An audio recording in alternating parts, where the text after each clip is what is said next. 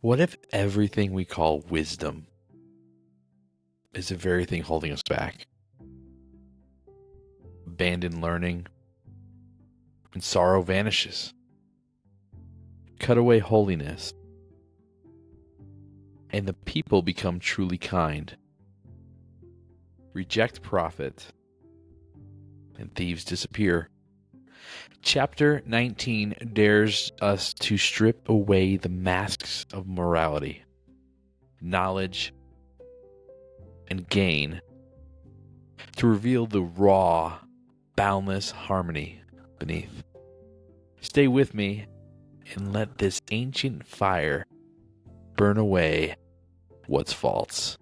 All right, here we are, Chapter 19, Simple Undyed Silk from the Tao Te Ching.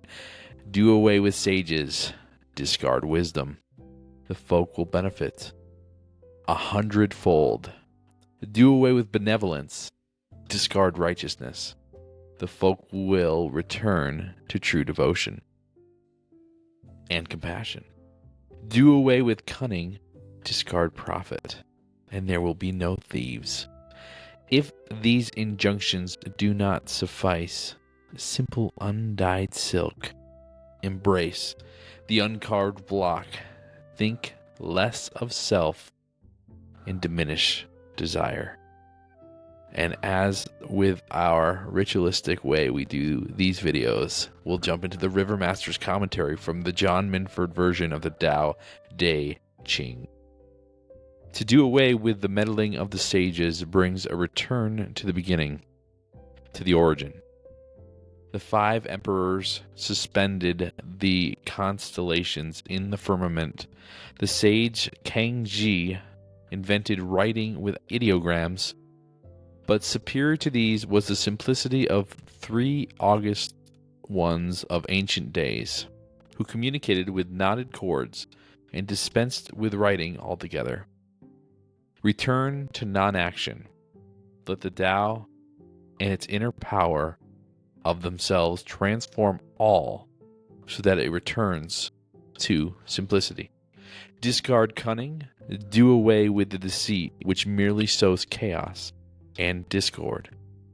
Gaze upon simplicity, hold fast to nature, to the soul of itself. The soul of itself. So there's going to be a lot of soul of itself references here soon, which is essentially soul of itself. It's an interesting idea. So it's like nature basically reforms nature. Nature is the soul of itself. It just regenerates itself over and over and over. And I think really it's pointing to the fact that it doesn't require anything external necessarily. It's internally regenerative, if that makes any sense. I love how it almost pokes fun at its own wisdom. Do away with sages, which is kind of what it's been talking about this whole time. That sages kind of have it figured out to some degree, but in discard wisdom and the folk will benefit. I think what this is really saying is that a life of simplicity, without all this kind of seeking and trying to figure things out, trying to understand things, with just accepting the peace within and just flowing with reality as it is the best way to live, essentially. And with this seeking or doing away with benevolence, discard righteousness, the folk will return to true devotion. So if they're just left to their own devices, they'll find the right way. Do away with cunning, discard profit. I mean, that would be, could you imagine what that would be like in this day and age if you can do that? I think, again, this comes back to the idea of that you're not chasing profit. Obviously, if profit comes to you, great, but to have that not be the main focus of your existence is, I think, an important part.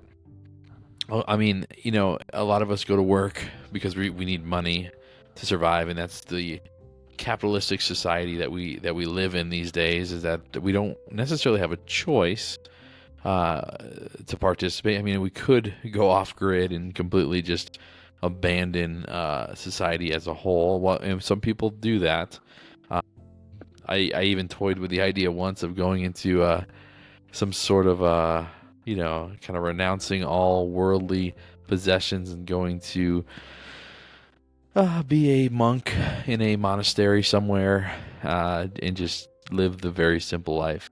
Although I think now, having the understanding that I have of how to be at peace and at one with life, I think I am of better and more service here in the world.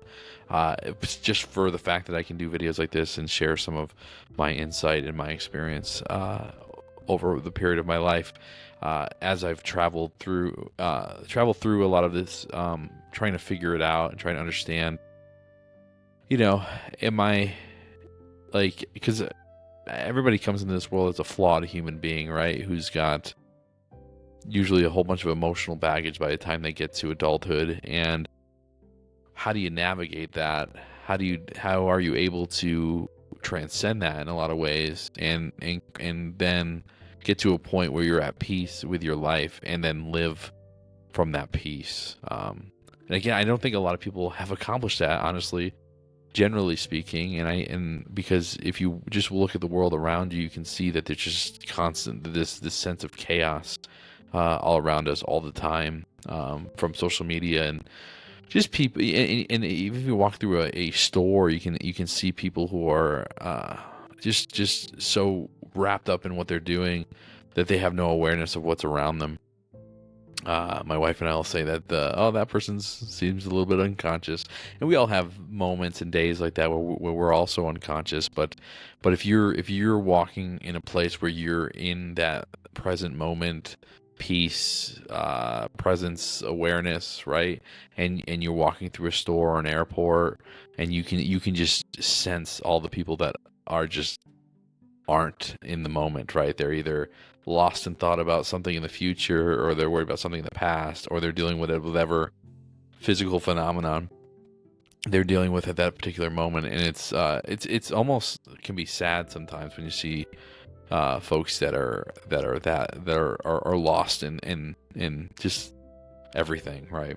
On the contrary side, though, on the opposing side to that, there have been moments where I've helped folks have deep introspection into realize something in themselves, and when you watch the light come up in somebody's eyes when they start to have a sense of like aha or an awareness of something, it's a tremendous feeling, and really that is like the best form of service, is if you can help somebody truly see who they are and see themselves from a different perspective. We'll dissect the River Master a little bit here. To do away with the meddling with sages brings a return to the beginning, to the origin. The five emperors suspended the constellations in the firmament. The sage Ching-Chapter invented writing with ideograms, pictures, basically. But superior to these was the simplicity of the three august ones of ancient days, who communicated with knotted cords and dispensed with writing altogether. This is a whole other topic, but the fact that human beings have been taught language and that we label everything in the whole wide world, and you can do this by just looking at a picture of something, and if you're aware enough, you'll notice that your mind will give you the word for it pretty quickly. And what happens with that is that if you're thinking only in words first, then it's actually separating you from the experience of the thing. So if you look at the sunset and you say, oh, that's a beautiful sunset, and the minute you say beautiful sunset, you've disassociated from the actual experience of the sunset. So you're labeling it, you're experiencing the words of it, the pointer of the sunset, not the sunset itself. And so what you can do is, as you become aware of the fact that you label everything, you can actually meditate and start to just try to experience things without the labels, and just breathe through it and just be at presence, and just if the label pops up, fine, but just let it kind of float away. Don't focus on it. Focus on the experience of the thing. I'll just bump my microphone. Another great book that just came out by Chase Hughes. I think you can only get this on Amazon. It's a physical book. You can't buy it electronically at all, which is interesting.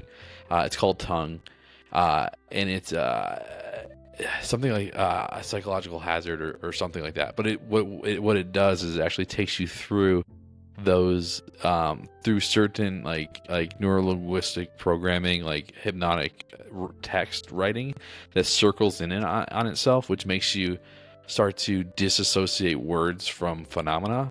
And as you go through that process, you'll start to notice the separation between the words and the phenomena, which is great because in the middle of that, you can actually have a direct experience without labeling things, which gives you a much fuller, truer, just expanse of experience that you don't otherwise get normally because you're locked into this idea of labels. Anyway, so hey, I hope you enjoyed this chapter and this some of these insights. This is chapter 19 of the Tao Te Ching, Simple Undyed Silk. Please like and subscribe to the channel if this series or this video has resonated with you. In addition, we are the Boundless Sovereign YouTube channel, which our intent is to hold the mirror up for you and to help you to integrate yourself into a whole being, so that way you're not separated and your energy is not scattered. And the idea is that if you can be whole and walk through your life in a present awareness, that you can be of service to other beings on this planet and just bring goodwill and good fortune to others. So that's the intent. This was chapter 19. We'll be jumping into chapter 20 of the Tao Te Ching in the next video.